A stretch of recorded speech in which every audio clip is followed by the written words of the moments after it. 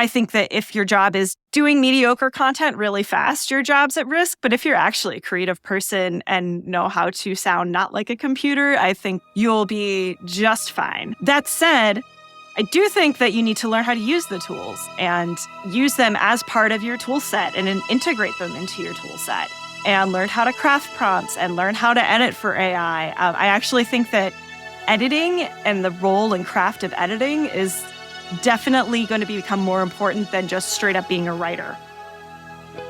Welcome to the Conversations on AppliedAI podcast, where Justin Grammens and the team at Emerging Technologies North talk with experts in the fields of artificial intelligence and deep learning. In each episode, we cut through the hype and dive into how these technologies are being applied to real-world problems today. We hope that you find this episode educational and applicable to your industry, and connect with us to learn more about our organization at AppliedAI.mn. Enjoy. Welcome, everyone, to the Conversations on AppliedAI podcast. Today in the program, we have Deborah Carver. Deborah is the writer and publisher of the Content Technologist. When she's not compiling the weekly newsletter, she's a digital strategy consultant at the intersection of technology and content. She truly believes helping content professionals navigate the technical ins and outs of algorithms, automations, and analytics so they can free up more brain space for creativity. I love this mission, and we all need time for more creativity. Since 2011, she's developed award-winning content strategies, guided website redesigns, and ensured algorithmic visibility for Fortune 500 companies, nonprofits, B2B SaaS startups, and everything in between. And this whole new world of AI generating content is one of the hottest spaces these days. So I'm thrilled to have someone who works deeply in content creation on the program to give her perspective. It's going to be a fun conversation. So thank you, Deborah, for being on the program today. Well, thanks very much for having me. I'm really excited about this. Excellent. Well, looking at your website, I know you have done a number of different jobs that kind of led to where you are today. Maybe you could give our listeners a quick overview of some of the things that you have done in your career and how you got to where you are today. So I actually started my career in book publishing in the early 2000s. I had a couple of internships at New York publishing companies, and I worked in actually like a small agency that basically functions as a stock image agency, like kind of like they were a competitor of Getty's, but much, much smaller. Mm-hmm. And I helped them with their transition to a digital search-based database versus mailing out little slides of different images and filing them back. That's my job started as mailing out these different little slides based on historical images. And then by the end of that job, I was keywording in and putting these images in the database. So then the researchers could just self-serve, send those digitally. So that's kind of how things started for me. I also had a number of editorial book publishing jobs again, and a bunch of small jobs in between, because I don't know how much you know about the editorial field is that jobs can be hard to come by and you're doing a lot of freelancing, especially in your early years. So yeah, I worked at a restaurant. I worked at some restaurants. I worked at a place that, sold gas lamps and dog art. I did a bunch of other small odd jobs for years, but mostly went back to graduate school in 2007 at the University of Minnesota, which is how I got here. And I studied mass communication, got my master's at the J School at the university. And have been, graduated into a recession, worked at restaurants again. And since then, have taken a lot of communications jobs and got more into kind of corporate communications and B2B communications. 2011 is kind of when I think of this chunk of my career as starting. And I took a job as an editor and content manager at a B2B company that published content for caterers. And I was in charge of the print magazine, the website, the burgeoning social media accounts. And from that, I was making all this content. I was making so many pieces of content for so many formats. And I wanted to know who was looking at it, what was working. I was doing so much. I had no idea who was reading I knew some people were looking at some things, but not others.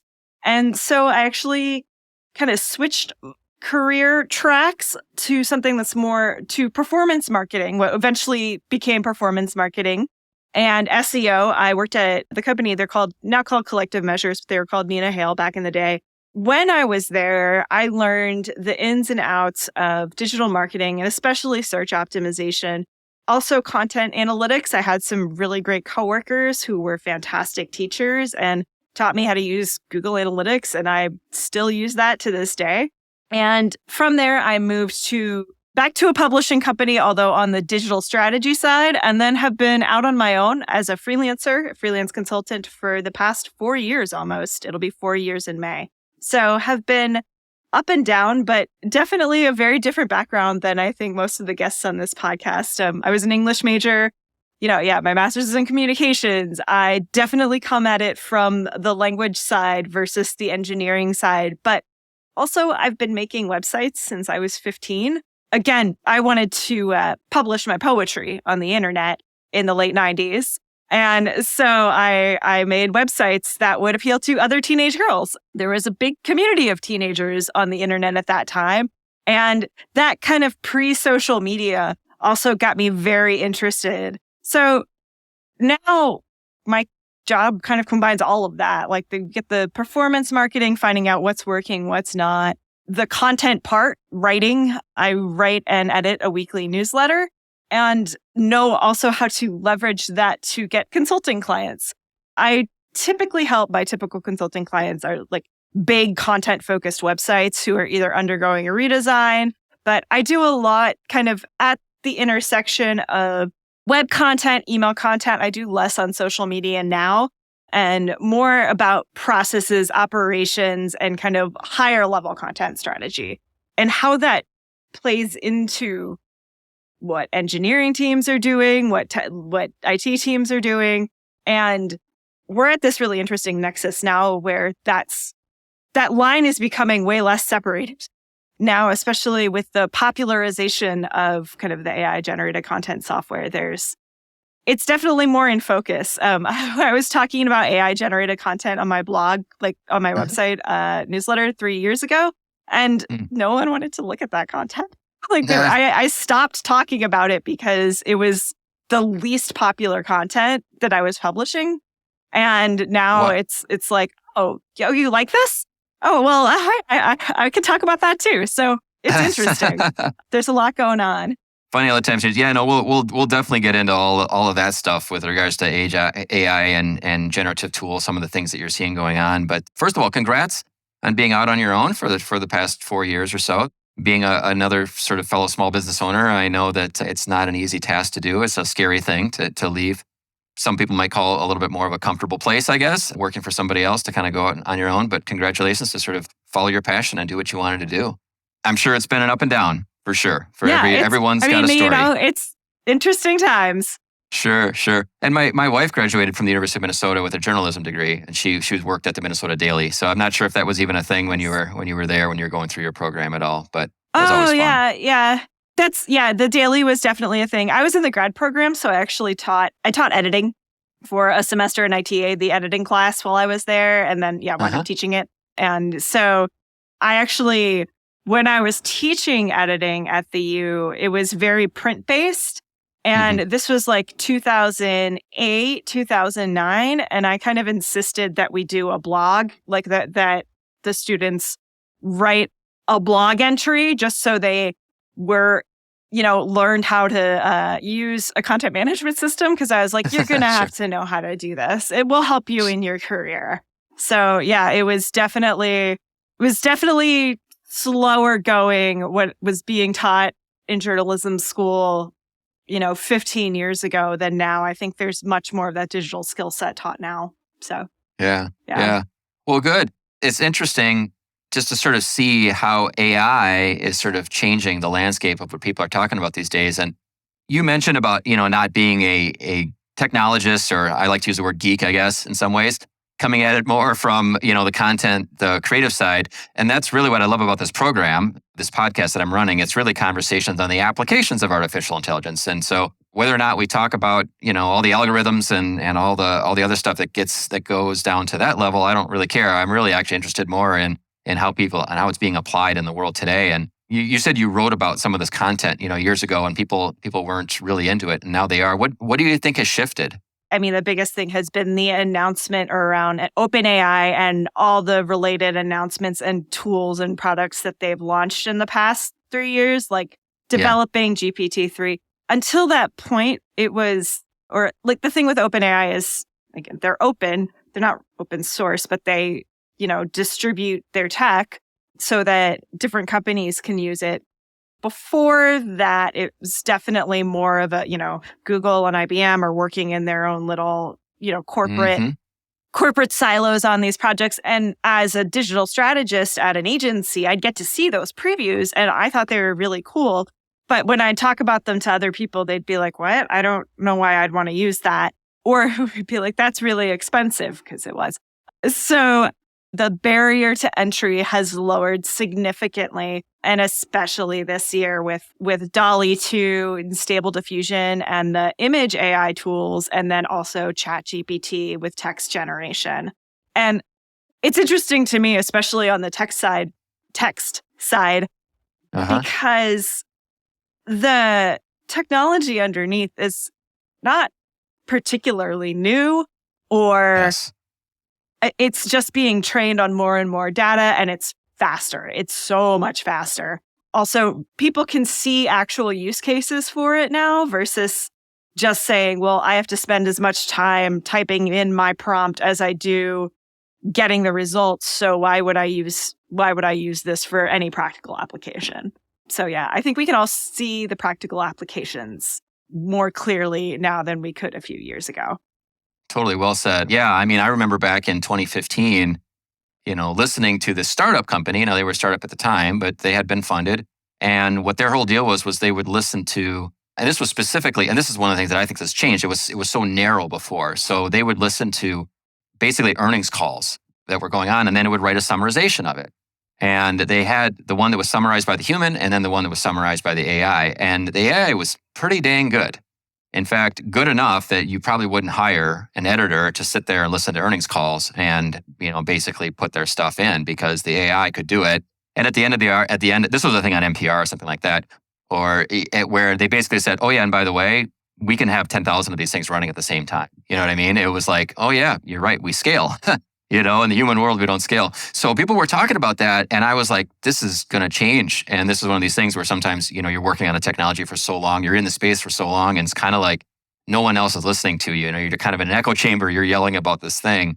But I think, I agree with you. I think there's two things that happened. Number one is it became more generalized, right? Now you can prompt on anything. You can literally ask it anything, whereas the solutions before were very much like, oh, you want to get basically a summarization of a stock call? Okay, here you go. And then I think the other thing is it's just open to the masses. It's more generalized, and B, anyone can go to the website if it's up. That's the other problem that we're having right now. But they can just start playing with it. I mean, it's one of these things where it's like once anybody from your daughter to your grandma can start typing things into this, you're going to see a lot more interest in whatever the technology is. Yes. Yeah. It's not this obscure concept anymore. It's actually something. And that's, I think, what ChatGPT, at least compared to the other tools that have been around for a few years. Like ChatGPT was like, oh, well, we're not a business writing tool. It's just it's a chatbot, like talk to it. Mm-hmm. And that really intrigued a lot of people. And it could handle that many users and spit out sentences that fast. Like it's extremely impressive, the speed at which it goes. Yeah, I also remember seeing a demo from some folks at the Washington Post. It would have been around 2016, 2017, about how they are using AI for local elections and just to shape basic stories around local elections into sentences. And also like local high school sports, or like low-level sports that people like to read scores about, or like they like to read the scores, or they like to see what happened in the game, but you don't actually want to, spend a journalist going to cover that. Although all that content was always then edited and fact-checked and everything by actual people after it was done. But yeah, that was years ago. And so it's really interesting to see all the stories now about like how different news organizations are using this technology. And I'm like, yeah, I saw that from the Post like a while ago. This isn't particularly new. It's just definitely more widespread. Well, one thing that I like to ask is how do you define artificial intelligence? Thought about that? So I'm one of those people who tends to, because I've been writing this for a while, I tend to go back to naturally or machine generated content or natural language generation, because those are how I was kind of taught to talk about it so that we weren't overselling its intelligence, I guess. Yeah. And I still think about it that way. You can get really Blade Runner really fast on like the nature of what human intelligence is.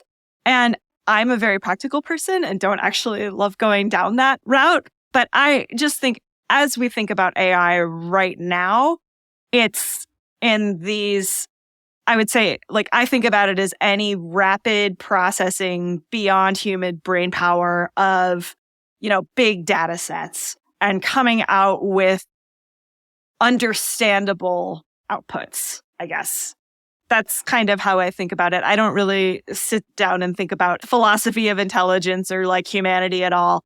I'm just thinking about how we're using it right now. And to be honest, how we'll be using it pretty much at least through my lifetime. I don't really I watch a lot of sci-fi. I don't see a lot of things happening in sci-fi happening, Skynet's not actually really happening right now as far as I know. Maybe, some other people know some other things, but yeah. Sure. No, I'm with you 100%. I mean, you can go down a rabbit hole talking about if things are sentient or not, and if they express feelings and all that sort of stuff. But at the end of the day, I think what we've shown here is you can feed a machine a lot of data and it can create some pretty amazing things. And when it comes to the current state of AI-generated content, we talked a little bit about where you think it's at, but if you wanted to add a little bit more to that, you certainly could. And then maybe what do you see in the next, 6 to 12 months to a couple of years ahead?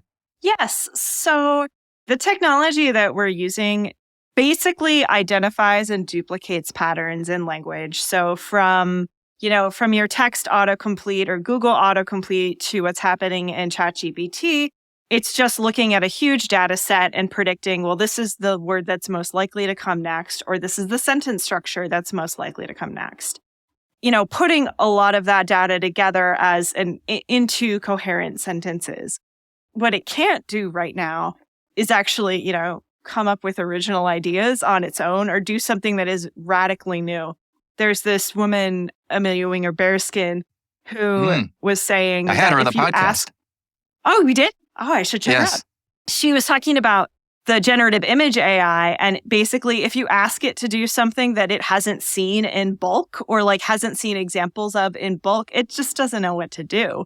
So it's not coming, it's imaginative in that if you can put two things that already exist together, then you can create a prompt around that, but you can't really come up with a wholly new idea. That said, there's what are new ideas? Again, that's more in the nature of intelligence. But I think right now where we're at is that the generative, whether it's text or whether it's images, it can replicate popular patterns and common speech and not necessarily speech, common writing, because it was trained on the internet. So it can replicate the text of the internet really well and the style of writing on the internet really well. What can't necessarily do is kind of do that from a multidimensional perspective. It really is just predicting based on the super wide data set, but predicting what comes next. And so one of the examples of that is where you kind of look at ChatGPT and a lot of people have been like, it wrote a poem in the style of Shakespeare. It wrote a sonnet in the style of Shakespeare and it has rhyming couplets at the end. And me, English major, says, well, yes, technically there are some words that maybe were in Shakespearean sonnets and the rhyme scheme is there, but it's not in iambic pentameter, which is also one of the requirements to be a Shakespearean sonnet. And actually, I've had several arguments with ChatGPT about trying to teach it iambic pentameter because it can identify, but when it generates the writing, it isn't able to generate. So in the poetry it's producing, it does not recognize that it's not doing iambic pentameter when it's actually generating the content. because actually like meter and scansion is something you could easily teach a computer. It's another, it's code. What is next, like, might be those finer dimensions, those finer points, so things don't seem quite so generic when we ask it to do something in the style of something else, and how that, like, so it becomes a little less replicative and actually, understanding, what a song in the style of Snoop Dogg actually means versus what some, like, kind of, internet dad would write quickly. So I think that, yeah, in the next 6 months to a few years, we're going to see some finer tuning of it. And at least the language will be clearer. From the image side, I think, at some point it will learn to draw hands better than it does and understand those finer details and those finer details that make up those different dimensions of style.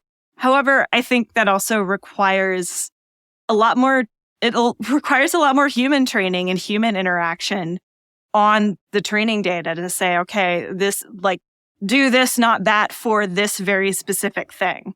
And at that point, it's like, it's all collaborative. All tech is collaborative. So, and, I think it becomes, it's less artificial and definitely more editorial. Gotcha. Yeah. And so when you're talking about getting the finer points, and because, you're right, there's definitely text, I feel like, that is, you can tell is just sort of spitting out what it read. And it's kind of like, in my world, a lot of it is like technical blog posts and stuff like that. I see people just writing out the same stuff, and it's just the same garbage over and over again because it doesn't really know any better, right? There isn't any human feel to it. And you can tell that it's not based on much experience of somebody actually like living it.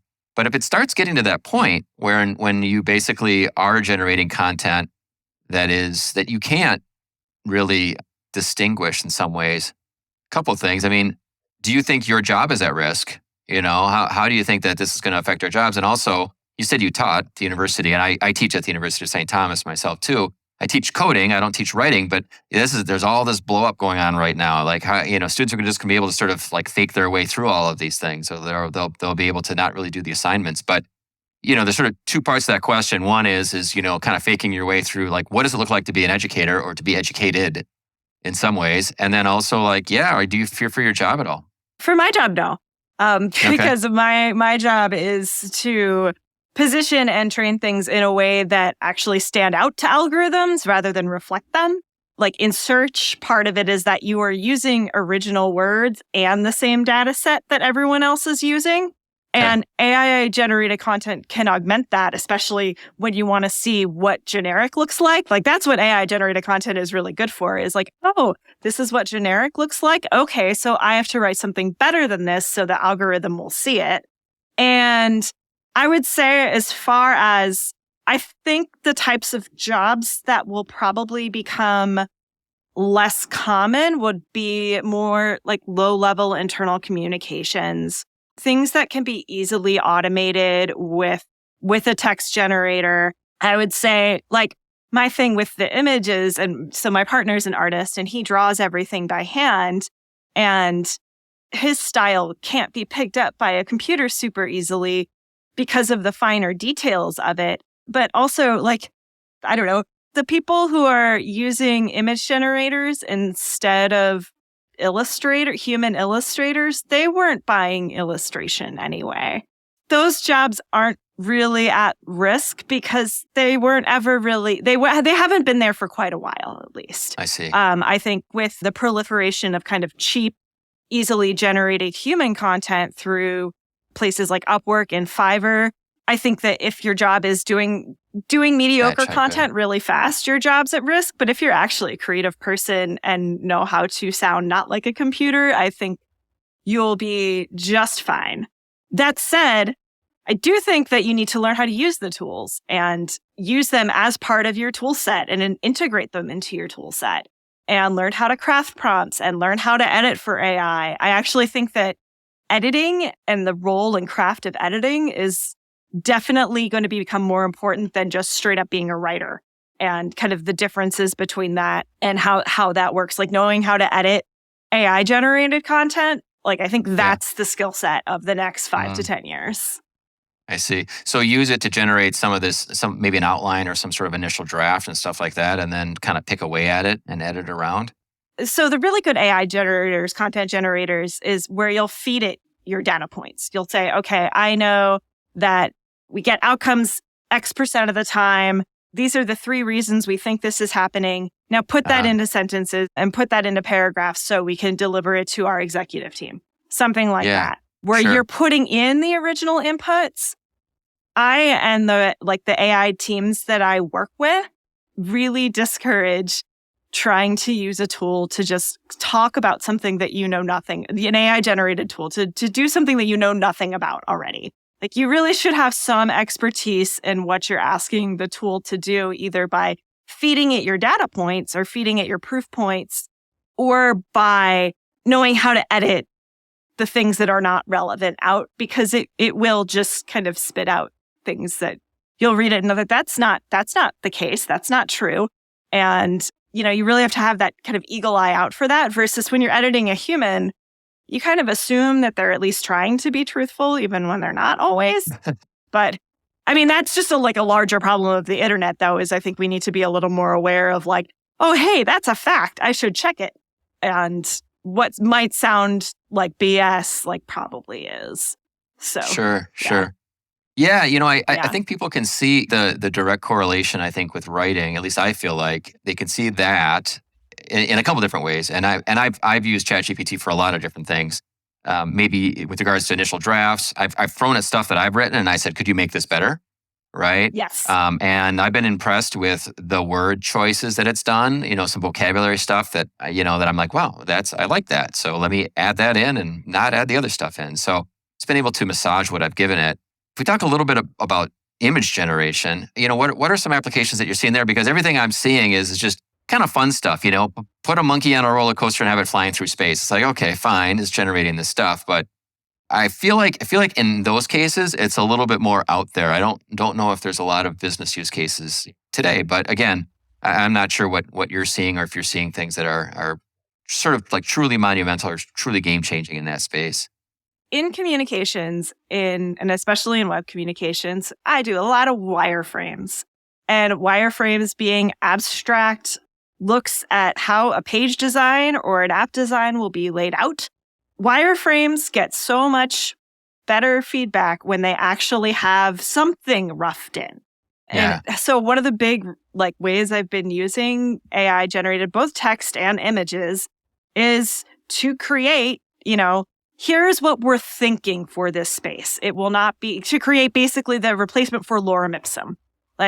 Instead of just image, it's we're text. thinking an image that looks like this, real image, but is actually customized for your brand. That's the biggest use case for me, is I can rough in something for this high level concept and not have to, as long as I've pre-warned the clients that don't get too bogged down in the details. This is computer generated. Right. We're going to make this really good. But high level concept, does this meet your needs? That's kind of how I've been using it most often. I would say if you're lightly storyboarding something or putting together visuals for a PowerPoint, I can see using some of those image generators. The problem with the most popular image generators is that there are copyright issues that are very much still being worked out. And I think at a professional level, it's a use with caution versus, something it's fine if it's, an internal use PowerPoint or something like that. But when you're actually going ahead and pressing publish, you want to make sure you have the rights to what you're publishing. And so stable diffusion isn't necessarily the best source for that. So there's definitely some intellectual property issues on both chat and image that we should all be aware of as well. It's an exciting new space, but there's benefits and drawbacks, and there's a lot of conversation to be had about definitely about, at least from the content space, these are things that I've been thinking about for years. Yes, intellectual property. Yeah, let's talk about that. And how we can safely use this content in a way that supports our business, that isn't ripping anyone off, or that we're not going to get a lawsuit for later. Yeah. When I started this podcast, I went out to some AI generators, and the beginning voice that people don't know is actually an AI. I fed it some text and it says what I told it, about the podcast and who I am and the background group, and that sort of stuff. So that was all totally cool. But the music that I wanted to underlay it, I also tried to find some music generators, and I used a bunch of different AI music generators. And I ran into that exact problem. They basically said, do not go public with this without paying a huge royalty. And the royalty is like literally, per minute, of audio that's played. And I'm like, I'm just starting this thing. I'm still not making any money on this thing. So I was in a band after college. We played around. So the music for this is actually music that we generated in our band. But cool. But no, I ran into that exact same problem and I was really worried about it. At first I was like, yeah, let's use this. And then I kind of read into the details of it and I'm like, yeah, it's AI generated, but they still own it. It's not really open-ended. Yeah. Checking the terms of service of the tools that you're using and understanding where their copyright is coming from. And if they're looking at it, there's companies that are more above board than others, I would say, as far as like scraping lots of content and then, republishing those patterns and what that means and at what point it, stops being an artist's style and just becomes something new. These are intellectual property issues that have existed for a long time, like before AI. So like what exactly is plagiarism? Is it plagiarism if you just take the same sentence and replace every word with a synonym? Yes, it technically is, but sometimes in larger business settings, you don't need to, you can just have a generic form letter and that's okay. It's okay to kind of self-plagiarize a generic form letter versus, your most recent piece of thought leadership. I would say, just generally it's understanding what you're using the tool for, why you're going to AI and what your purpose is. And then also, whether that's an internally publishable thing or something that you can share externally. What are you seeing with regards to, you mentioned why you are going to AI. I like that. I like that question. I'd like to think a little bit about that. Are most people going to it because they just want to generate more content faster, or are they trying to augment an existing process that they have? How are you seeing organizations, or how are you using it? I would say there are definitely a lot of kind of SEO focused companies that are using it to generate more content faster. In my opinion, based on how those algorithms work, that is not going to work long term. Google's going to come down hard on that. And basically, the trend has been that you shouldn't just generate content for content's sake, because it doesn't mean anything if you don't actually, think about the meaning of what you're putting out there. And also, again, fact checking and just kind of general writing quality. There's a lot out there. I think some of the more promising uses, I would say, in addition to kind of the, roughing in something or using it as a base or using it to clean up something that or look at different ways of writing it, those are really great uses. There's also kind of looking at the parts of the technology that are just kind of duplicating patterns and duplicating, essentially clone stamping what already exists creatively. There's a lot around that too. There's some podcast tools. I think I talked to you about Descript, which will basically, if you give it enough audio input, will make a clone of your own voice. So you don't actually have to, if you fumble a word and you want to re-say it, you can just give it to Descript and it will do that. I have not tried this yet, but I am intrigued. And then I actually just saw something where, generative AI is being used to dub in movies. It's this movie called DALL, where it's about teenagers, and one of the teenagers in the original film said the F word and they needed to change it to be PG-13 appropriate. So they actually AI'd in a dub of her saying freaking, and you could tell in her mouth too, because, we used to watch dubbed curses on TV, and it does not look like they are saying what they are saying. Now they're using AI more to generate that. And kind of depending on if it's just one word, you don't really notice. When it's a few sentences, you start to notice. It looks a little uncanny. But again, using AI for editing and for correction and for finessing, I think that there's a lot of potential there for sure. Well, we've talked about ChatGPT.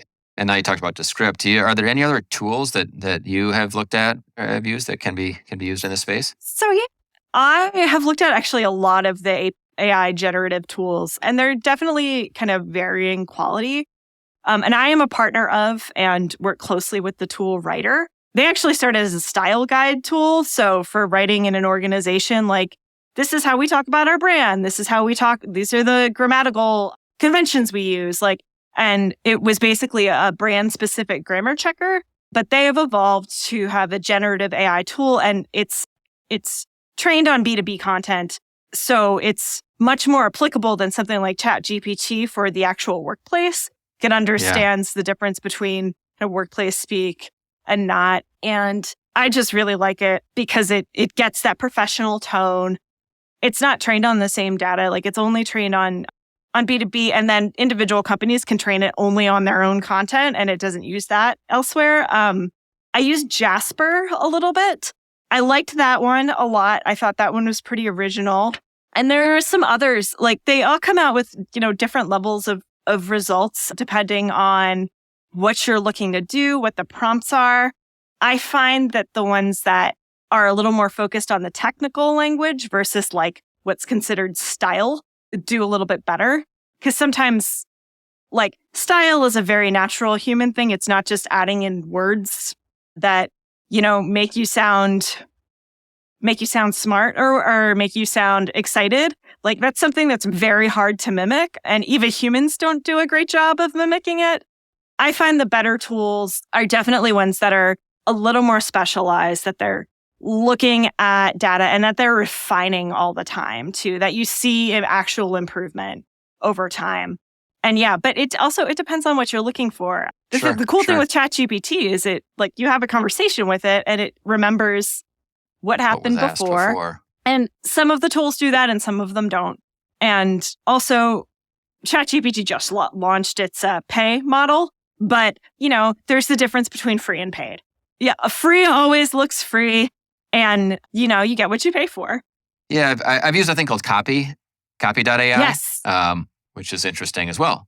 I liked that one. That one was also, there are some of them that sound pretty similar no matter which, what you put in. Copy.ai when I did a review of it for the Content Technologist newsletter, it just was so out of left field, so different from the other ones. Like, when I gave it the same exact prompt, which is what would you be concerned about for editing AI?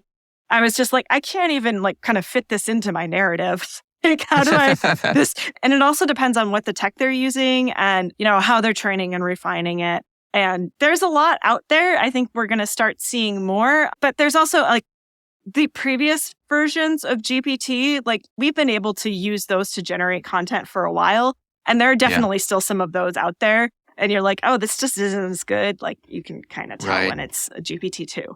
So, yeah. Now GPT-4 is the next thing that people are talking about. I know. Microsoft has invested $10 billion or something like that. I forget the amount in OpenAI. So yeah, they're only going to get better. And when you talk about, continually retraining, I think that is going to be the differentiator, right? Everyone forgets that ChatGPT is only up to 2021, so it doesn't really know much of the more current things.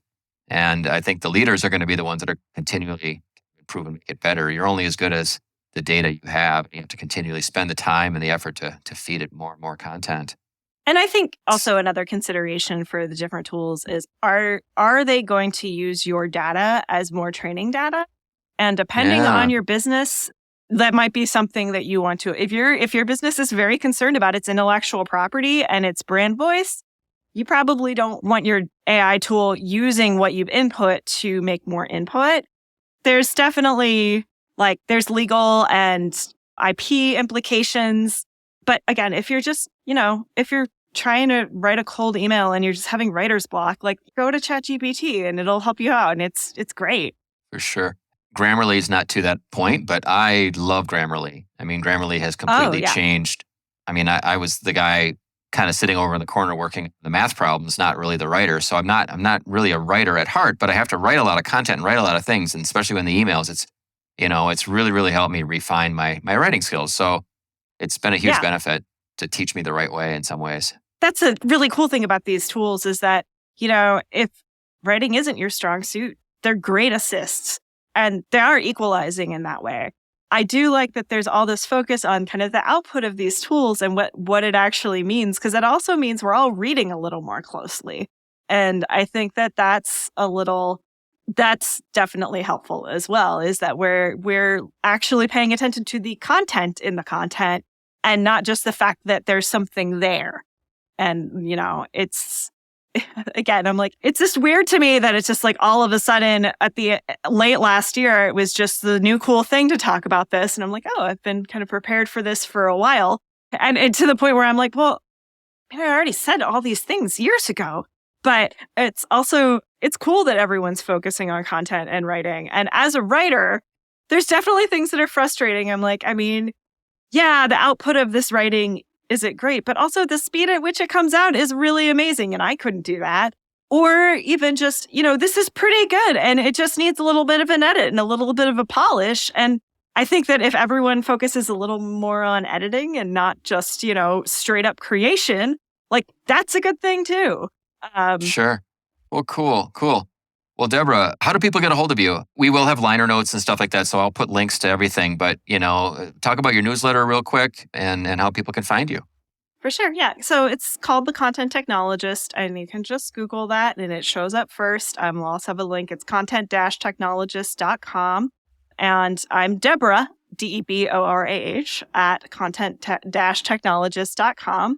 And yeah, shoot me an email, just visit the website, sign up for the newsletter. It's really designed for content professionals, whether you're an internal content strategist at like an enterprise organization, or you're a journalist, or you're an independent creator. Like there's entire worlds of people working in content for whom digital tools are a huge part of their lives. And that's kind of the goal of the newsletter, is to help people understand and help content professionals understand, which tools are worth your time, but also how not to be afraid of the technology and how to kind of embrace that this is how content is distributed now. And like, we didn't even talk about like TikTok and those AI algorithms, because those are nuts. But just embracing the different ways that computers process content and that humans process content, and that it's not one or the other. It's always both now. So that's kind of what Content Technologist is about. I'm also on LinkedIn. Very easy to find me there. And I'm like marginally on Twitter now, but I'm figuring that one out. I think everyone is trying to figure out if it's going to stick around for a while or not. So yeah. Well, great. Is there anything you wanted to share that you want to talk about, maybe that we didn't touch on today? Just the only thing that I'm really working on right now is and there's not at all what we touched on today. I have a course about understanding Google Analytics 4. So if your organization is in the process of kind of freaking out about the forced transition to the new Google Analytics, I'm really into educating and helping people who are not analytics people, who are writers and English majors like me, understand what they need to know about content, and then also about Google Analytics and just web analytics in general, but also just, transferring the setup from one to the other. That's kind of the other part of my work that is not as fun as generating new content, but analyzing old content and seeing how it's performing and seeing what you need for your website. So is that all online, and is it one-on-one instruction? Do you have videos? Like how do people? It is video and text. It? We're actually making the transition to deliver it via email, just so people don't have to log into an extra platform. I think that is a big barrier on the user experience perspective, but it's text and email, and it's designed to be completed within a month. So it's as useful to you if you've never used Google Analytics before, or if you're used to using the old analytics and you want to find your favorite reports in the new one. So it's equally designed for both. Cool. Well, that's great. We'll be sure to promote that as well. And yeah, I want to pick your brain maybe a little bit on which platform you use to publish this out, because I've got some courses that I've been teaching in person at the university that I actually would like to put online as well. And there's so many different ways to do it out there, but pick your brain a little bit more offline on that. Yeah, no, I have a lot of opinions, because the platform I picked I thought was going to be a little more successful than it is. So I we're going to email. And I'm especially Gotcha. also the thing is content people like aren't exactly the first to jump on new things. Like they like the old familiar formats. So Sure. that's kind of where we're looking. But it's also like, yes, it's video. There is an interactive component. But if I can do this in email, YouTube, and Slack, then those are 3 tools that I don't have to teach other people that they've already learned. So Yeah, for sure. Well, great, Deborah. I appreciate the time today. This was awesome. This was really and fun. you being a person that's sort of, like you said, been in this space for a number of years, to get your perspective on where we're at today and where we're headed, especially around generative, content. We haven't really done much with regards to that topic at AppliedAI. So you're the first of, I think, many people that we'll have on around this space. This isn't going anywhere, at all. I think it's a fascinating area, and I think how we use this is going to be obviously changing and evolving over time. So it's going to be exciting road ahead. But thank you again so much for your time. Yes, thank you very much, Justin. Have a great day. Thanks. You've listened to another episode of the Conversations on AppliedAI podcast. We hope you are eager to learn more about applying artificial intelligence and deep learning within your organization. You can visit us at AppliedAI.mn to keep up to date on our events and connect with our amazing community. Please don't hesitate to reach out to Justin at AppliedAI.mn if you are interested in participating in a future episode. Thank you for listening.